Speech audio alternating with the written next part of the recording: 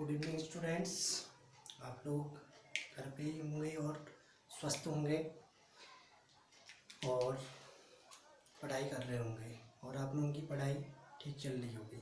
इसी क्रम में हम आगे आज इनऑर्गेनिक केमिस्ट्री का पहला चैप्टर ठोस अवस्था स्टार्ट कर रहे हैं।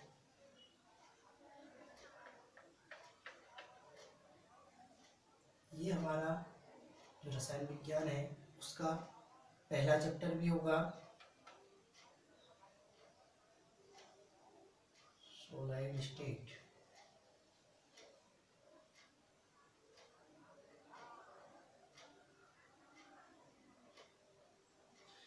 अगर हम बात करें ठोस अवस्था की कि ठोस अवस्था होती क्या है, इससे पहले हमने पदार्थ या द्रव्य के बारे में अध्ययन किया हुआ है।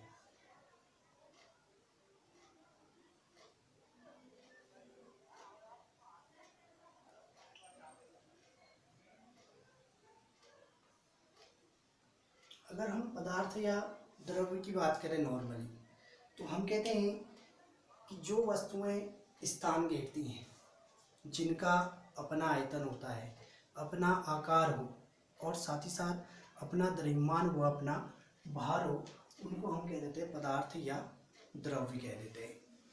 इसकी तीन अवस्थाएं, वैसे तो हम 5 अवस्थाएं पढ़ते हैं, लेकिन यहाँ पर हम 3 अवस्थाएं पढ़ते हैं।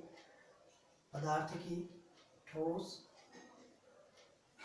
पहली अवस्था, दूसरी अवस्था पढ़ते हैं हम द्रव अवस्था, और जो तीसरी अवस्था होती है वह गैसीय अवस्था अर्थात गैस। इन तीनों के बारे में हम छोटी क्लासों से पढ़ते हुए आ रहे हैं कि जो पदार्थ होता है, पदार्थ की 3 अवस्थाएं होती हैं, ठोस, द्रव और गैस। अब बात आ रही है ठोस। अगर हम ठोस को परिभाषित करें नॉर्मली, हम कह देते हैं कि जिसका आकार व आयतन दोनों ही निश्चित हो, ठोस कहलाता है। द्रव की बात कर रहे हैं, जिसका आकार अनिश्चित लेकिन आयतन निश्चित हो, द्रव कहलाता है। जिसकी दोनों ही चीजें क्या हो, अनिश्चित हो, अर्थात आकार भी और आयतन भी अनिश्चित हो, वह गैस कहलाता है। तो हमें द्रव गैस के बारे में ज़्यादा न पढ़ते हुए हम यहाँ पर अध्ययन कर रहे हैं ठोस अवस्था का। अगर हम ठोस के गुणों की बात करें तो पहला गुण जो आता है, हमने कहा कि जो ठोस होता है उसका आकार और जो आयतन होता है वह निश्चित होता है। और दूसरा गुण हम कह रहे हैं कि जो ठोस होंगे वह हमेशा कठोर होते हैं, या फिर कह सकते हो दृढ़ होते हैं। ठोस कठोर या फिर दृढ़ होंगे। और जो ठोस होंगे कठोर और दृढ़ तो हैं, तो साथ ही साथ जो इन पर बल पाया जा रहा होगा वह दुर्बल वंडर वॉल बल पाया जाएगा।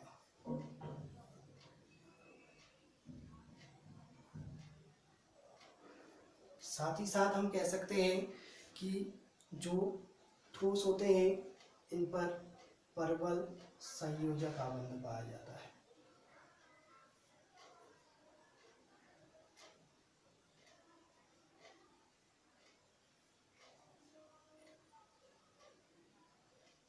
और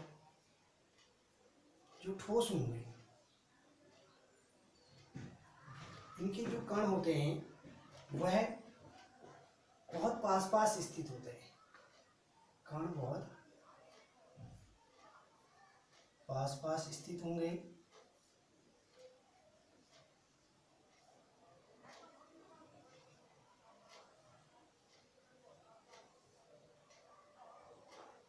तो ये अपनी ही कक्षा में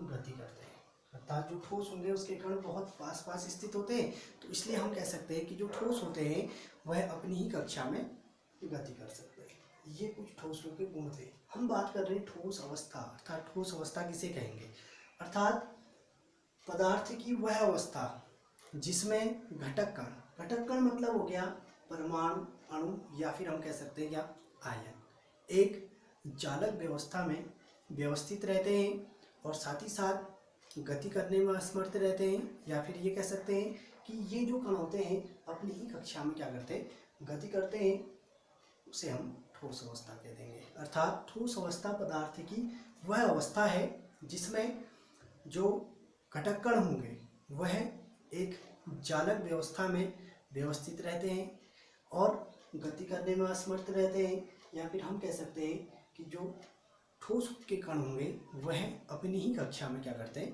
कंपन करते हैं। उसके बाद अगर हम ठोसों का वर्गीकरण करें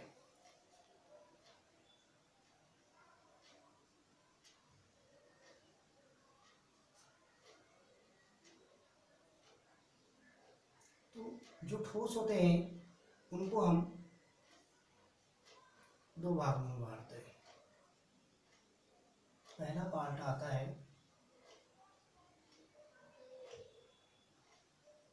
क्रिस्टलीय ठोस,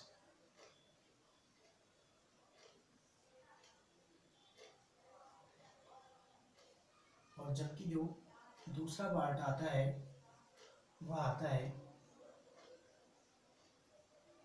अक्रिस्टलीय ठोस।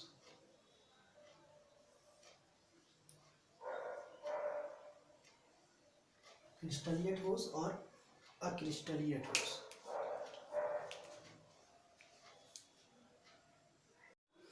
जो क्रिस्टलीय ठोस पहला आ रहा है क्रिस्टलीय ठोस। अगर हम क्रिस्टलीय ठोस को डिफाइन करें तो हम कहते हैं कि जो क्रिस्टलीय ठोस ऐसे ठोस होंगे जो घटक कण होंगे, अर्थात ठोसों के जो घटक कण होंगे वे एक अर्थात एक अपनी जालक व्यवस्था में हम कह सकते हैं कि सुव्यवस्थित होते हैं। ठीक, जो क्रिस्टलीय ठोस होंगे वह अपनी जालक व्यवस्था में सुव्यवस्थित होंगे, और साथ ही साथ हम कह सकते हैं कि इनका जो आकार होगा या जो उनका प्रास होगा वो हम कह सकते हैं कि बहुत ज़्यादा दीर्घ होता है। ऐसे ही हम कह सकते हैं कि जो इनका ज्यामितीय विन्यास होगा, अर्थात जो क्रिस्टलीय ठोस होंगे उनका ज्यामितीय विन्यास भी निश्चित होता है। साथ ही साथ जो इनका गलनांक होगा और जो गलन ऊष्मा होगी वह भी निश्चित होती है। अगर हम इन ठोसों को काटें तो एक निश्चित आकार हमें मिल सकता है, अर्थात कह सकते हैं कि हम एक नियमित कटाव के रूप में इसको हम काट सकते हैं। ऐसे ही हम कह सकते हैं कि जो क्रिस्टलीय ठोस होते हैं ये प्रकृति में हमेशा शुद्ध ठोस होते हैं। और जैसे कि ठोसों का एक गुण और आ रहा था कि जो ठोस होते हैं ये असंपीड्य होते हैं, अर्थात हम इनको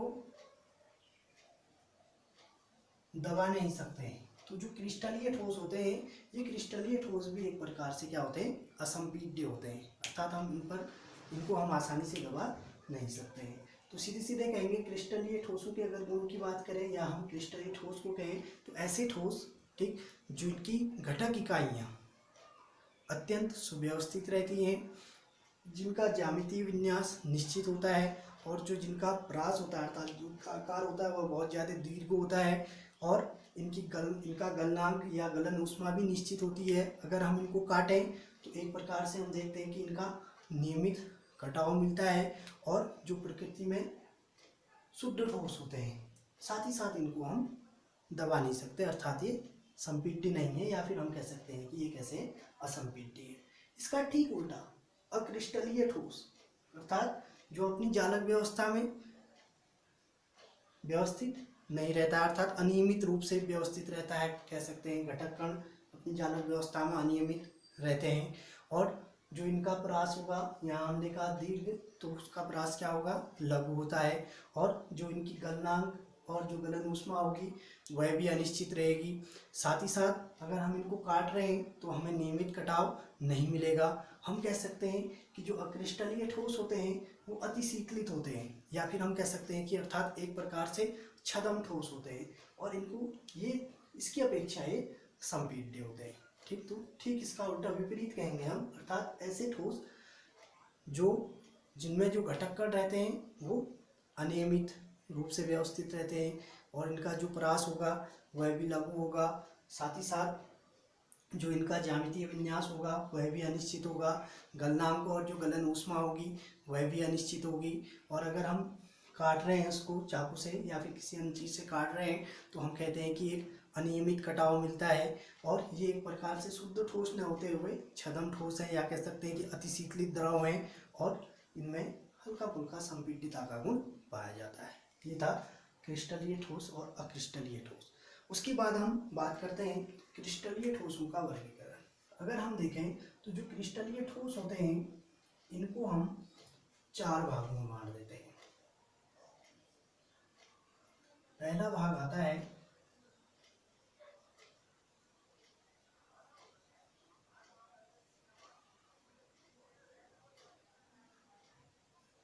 आणविक ठोस, दूसरा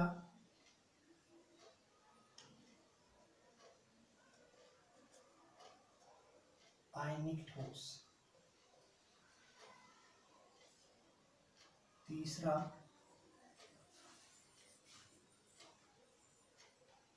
सहसंयोजक ठोस,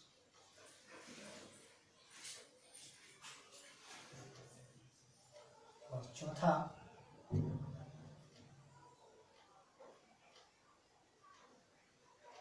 धात्विक ठोस।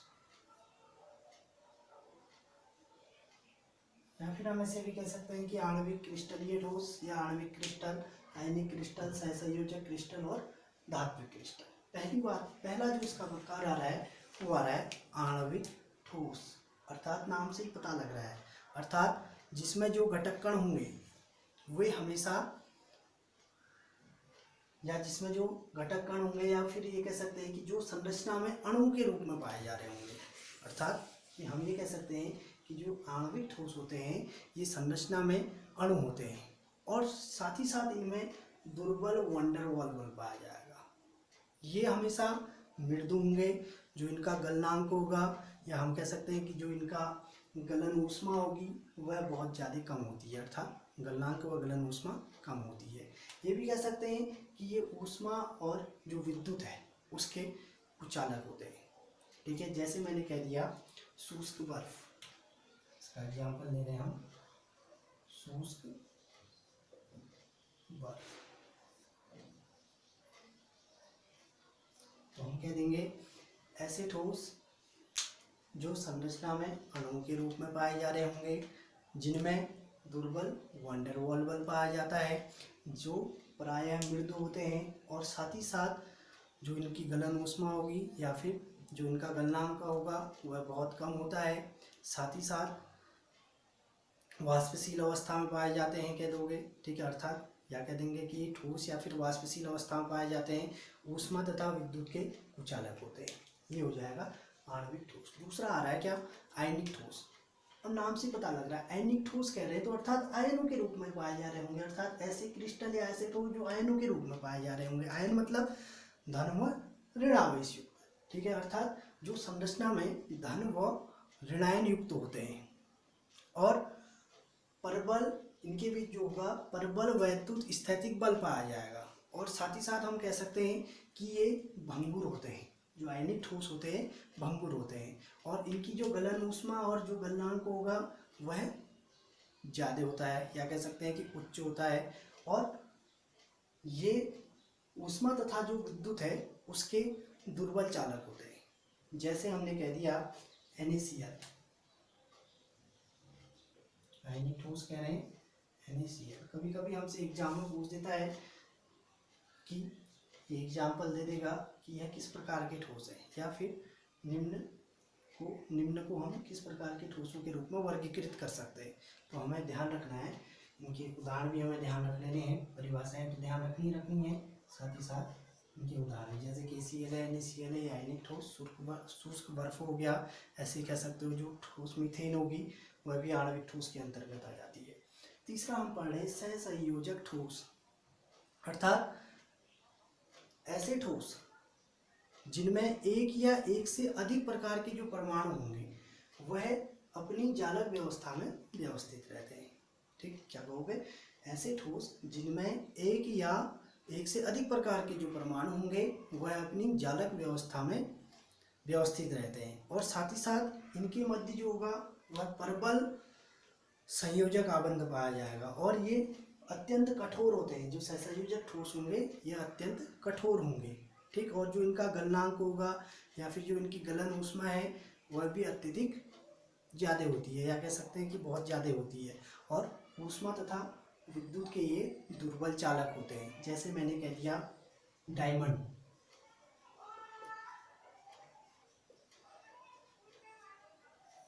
जैसे हम कह रहे हैं क्या क्वार्ट्ज, ये भी सहसंयोजक ठोस का एग्जाम्पल हो जाएगा। फिर धात्विक ठोस, अर्थात ऐसे ठोस जिनमें धातुओं के सारे गुण पाए जा रहे हैं। मतलब धातुओं के गुणों की अगर हम बात करें, धातुएं चमकदार होती थी, तन्यता का गुण पाया जाता था, आघातवर्धनीयता का गुण पाया जाता था, विद्युत और ऊष्मा के सुचालक होते थे, चमकदार होती थी धातुएं। तो ये सारे गुण जिनमें पाए जा रहे होंगे वे कहलाएंगे धात्विक ठोस। जैसे मैंने कहा Fe, आयरन, ऐसे ही हमने कह दिया Ag, सिल्वर, हमने कह दिया कॉपर, Cu, ठीक। ये सब किसके हो जाएंगे, ऐसे ही अन्य जो धातुएं होंगी ये सब धात्विक ठोस के उदाहरण हो जाएंगे। तो जो क्रिस्टलीय ठोस था, क्रिस्टलीय ठोसों को हमने 4 भागों में बांट दिया। पहला आणविक ठोस, दूसरा आयनिक ठोस, तीसरा सहसंयोजक ठोस और चौथा आ रहा धात्विक ठोस। जो सहसंयोजक ठोस है इस ठोस को हम नेटवर्क ठोस भी कहते हैं। उसके बाद बात कर रहे हैं हम नया टॉपिक इसी चैप्टर में, द्विगजालक।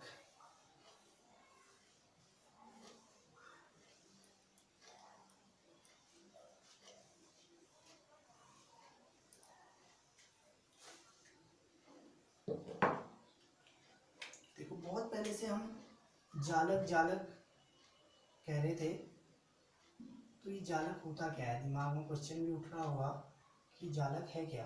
द्विगजालक कहें या फिर हम जालक कहें, सब एक ही चीज़ है। द्विगजालक, जालक, या फिर हम कह सकते हैं क्रिस्टलीय जालक कहो, ये भी उसी के अंतर्गत आ जाएगा, द्विगजालक, जालक या फिर क्रिस्टल जालक।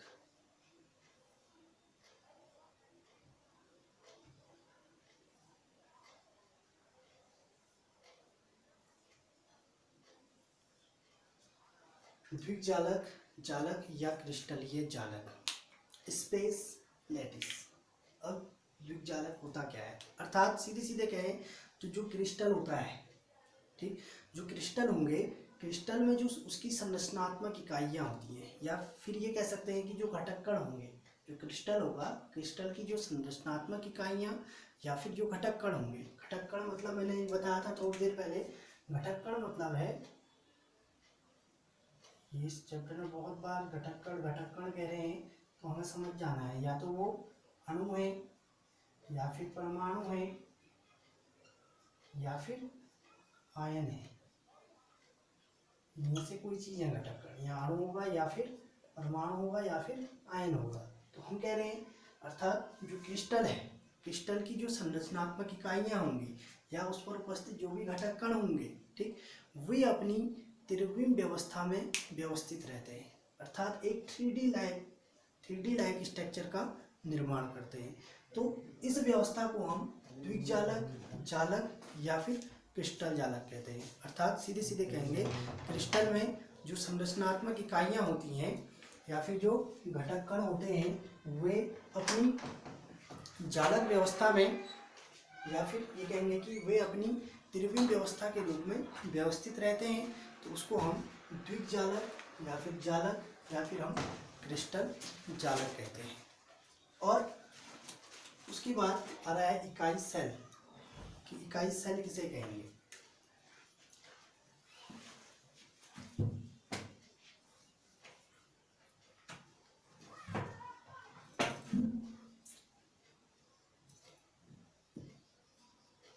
यूनिट सेल, या इसको हम एक और नाम देते हैं एकक कोशिका।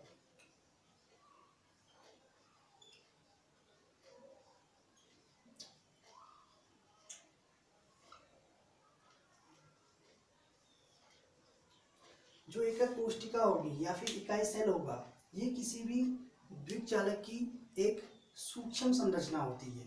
अर्थात कहने का अर्थ ये है कि जब हम किसी भी द्विजालक की या जालक की बार बार पुनरावृत्ति हो रही होगी तो जो उससे नई संरचना का निर्माण होता है, उस संरचना को हम इकाई सेल या फिर एकक कोशिका कहते हैं।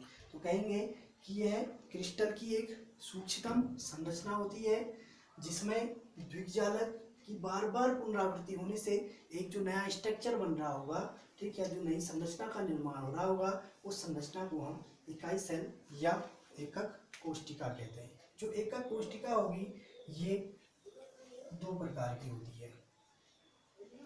एक को हम कहते हैं आद्य एकक कोशिका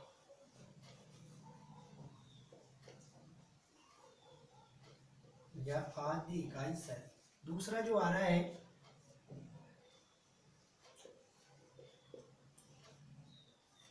अनाद्य इकाई सेल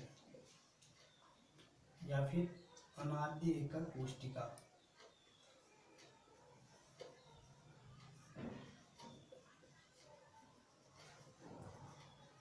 इसको हम केंद्रित इकाई सेल भी कह देते हैं।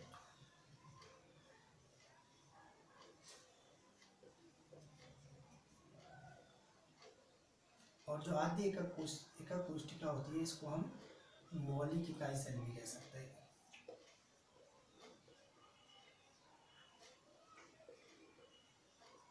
आद्य एकक कोशिका अर्थात ऐसी इकाई सेल जिसमें जो घटक कण होते हैं वह सिर्फ किनारों पर उपस्थित रहते हैं। अगर हम देखें, यह हम एक क्रिस्टल की संरचना बना रहे हैं, इसमें जो घटक कण होंगे वह हमेशा किनारों पर उपस्थित रहेंगे,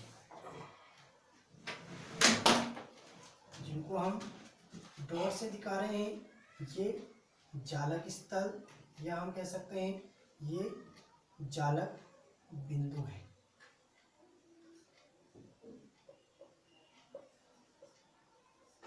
जालक स्थल या फिर जालक बिंदु। तो हम सीधे सीधे कहेंगे ऐसे इकाई सेल जिसमें घटक कण क्रिस्टल के कोनों पर या किनारों पर उपस्थित रहते हैं, वे हमेशा आद्य एकक कोशिका कहलाती है। और अनाद्य एकक कोशिका कह रहे हैं तो ऐसे इकाई सेल जिसमें जो क्रिस्टल होंगे, क्रिस्टल के जो घटक कण होंगे वह किनारों के साथ साथ कहीं अन्य स्थानों पर भी उपस्थित रहते हैं। अर्थात इनमें से फलकों के केंद्र पर या कहीं अन्य जगह पर उपस्थित रहते हैं, तो उनको हम अनाद्य एकक कोशिका कह देते हैं। सीधे सीधे कहेंगे ऐसे इकाई सेल जिसमें जो घटक कण होंगे किनारों के साथ साथ किसी अन्य स्थानों पर भी उपस्थित रहते हैं, तो उनको हम अनाद्य एकक कोशिका या फिर केंद्रित इकाई सेल कहते हैं। ये तीन प्रकार की होती है। जो अनाद्य एकक कोशिका होगी ये तीन प्रकार की: फलक, केंद्रित इकाई सेल।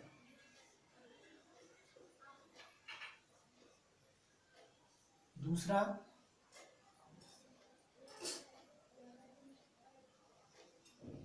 अंतः केंद्रित इकाई सेल। तीसरा अंत्य केंद्रित,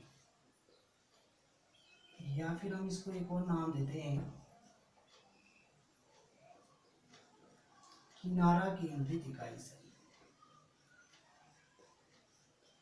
अंत्य केंद्रित या किनारा केंद्रित इकाई सेल। ये तो आद्य एकक कोशिका या मौलिक इकाई सेल कहता है, इसको हम घनीय सेल भी कह देते हैं। अब बात कर रहे हैं हम फलक केंद्रित। फलक केंद्रित मतलब अर्थात ऐसे इकाई सेल जिसमें जो घटक कण होंगे वह किनारों के साथ साथ फलकों के केंद्र पर भी उपस्थित रहेंगे। उसको हम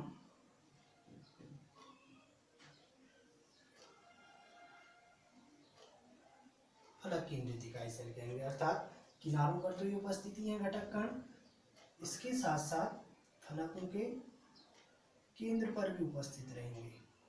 तो ऐसे जो इकाई सेल होंगे वे हमेशा फलक केंद्रित इकाई सेल कहलाते हैं।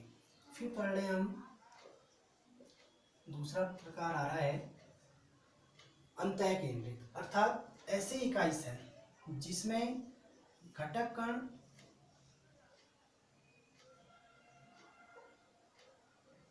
किनारों के साथ साथ केंद्र पर भी उपस्थित रहता है।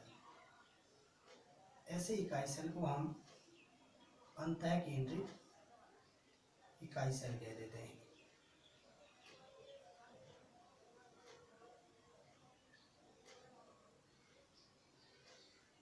और साथ ही साथ केंद्र पर भी क्या रहेगा, उपस्थित रहेगा। तो इसको हम कह देते हैं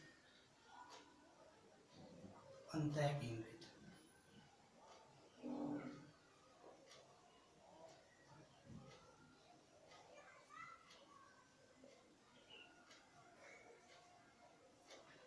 और तीसरा आ रहा है अंत्य केंद्रित, अर्थात ऐसे इकाई सेल जिसमें घटक कण किनारों के साथ साथ कोनों के साथ साथ फलकों के किनारों पर अर्थात किसी एक सेट पर, फलक के किसी एक सेट पर उपस्थित रहते हैं, तो वे इकाई सेल अंत्य केंद्रित या किनारा केंद्रित इकाई सेल कहलाते हैं। जैसे एक यहाँ दे दिया हमने, एक यहाँ, तो ये हो जाएगा किनारा केंद्रित इकाई सेल। सीधे सीधे कहेंगे, अर्थात ऐसे इकाई सेल जिसमें घटक कण किनारों के साथ साथ जो फलक होंगे, फलकों के किसी एक सेट पर उपस्थित रहेंगे, वो किनारा केंद्रित। जिसमें घटक कण कोनों के साथ साथ केंद्र पर भी उपस्थित रहेगा, अंतः केंद्रित। जिसमें घटक कण कोनों के साथ साथ फलकों के केंद्र पर भी उपस्थित रहते हैं, फलक केंद्रित इकाई सेल। और जिसमें सिर्फ कोनों पर उपस्थित रहेंगे वो आद्ययिका कोशिका या फिर घनीय सेल कहलाती है। उसके बाद हम बात कर रहे हैं कि कैसे हम जो ये एकक कोशिकाएं होती हैं इन पर कणों की संख्या कितनी होती है। जो घटक कण होंगे, घटक कणों या फिर हम कह सकते हैं कि जो इकाई सेल है, इकाई सेल में कणों की संख्या कितनी होती है। तो पहला आ रहा है, पहली बात कर रहे हैं हम किसकी, घनीय सेल की। तो या साधारण घनीय भी कह सकते हैं इसको। अगर इस पर हम देखें, जो घटक कण होंगे वो कोने पर उपस्थित हैं, कोने पर 8 घटक कण हैं और एक घटक कण का योगदान हमेशा 1/8 का रहता है। तो अगर हम देखें तो इसका योगदान एक केंद्र पर, एक कोनों पर हो गए हैं और केंद्र पर और फलकों पर, और उसके बाद कुल योग इनका। केंद्र पर कुछ भी नहीं है 0, फलक पर कुछ भी नहीं है 0, तो इकाइयों की संख्या हो गई 1। अर्थात घटक कणों की संख्या, कुल कणों की जो संख्या होगी वो होती है 1। दूसरा आ रहा है फलक केंद्रित, अर्थात जिसको हम कह रहे हैं FCC, face centred cubic cell. अब इसके अगर इस पे जाए फलक केंद्रित पे, कोनों पर 8 कण हैं, इनके लिए योगदान 1/8 का बराबर 1। केंद्र पर देखें कुछ भी नहीं है और फलकों पर देखें 1 2 3 4 5 6 हैं और एक के लिए योगदान होता है 1/2 का। तो कुल जो कण हो जाएंगे ये हो जाते हैं 4, 3 ये हो गए और 1 ये, और इन दोनों को जोड़ दें तो जो कुल कणों की संख्या होगी वह होगी 4। ये हमें ध्यान भी रखना है, बहुत बार हमसे पूछता है कि फलक केंद्र पर कणों की संख्या ज्ञात कीजिए या कुल कणों की संख्या कितनी होती है फलक केंद्रित इकाई सेल पर। तो ध्यान रखना है फलक केंद्रित इकाई सेल पर कणों की जो संख्या होगी वह 4 होगी। तीसरा आ रहा है अंतः केंद्रित, अर्थात BCC। ठीक, बॉडी सेंटर्ड क्यूबिक सेल। किनारों पर 8 घटक कण है, एक के लिए योगदान 1/8 का, और केंद्र पर 1 है, फलक ऊपर 0 है। कुल कणों की संख्या 1 और 1 2। चौथा ECC अर्थात किनारा केंद्रित या फिर अंतः केंद्रित कह रहे हैं। ECC अर्थात ए सेंटर्ड क्यूबिक सेल अर्थात किनारा केंद्रित इकाई जो किनारों पर है उस पर कणों की संख्या 8 × 1/8 बराबर 1, और जो केंद्र है वहां पर कुछ भी नहीं, और फलक जो है फलकों पर 2 है, उसके लिए योगदान 1/2 का। तो ये हो गई कुल कणों की संख्या 2, एक यहाँ से और एक यहाँ से। तो कुल कणों की जो संख्या होगी वह साधारण गणीय के लिए 1, फलक केंद्रित के लिए 4, अंतः केंद्रित के लिए 2, किनारा केंद्रित के लिए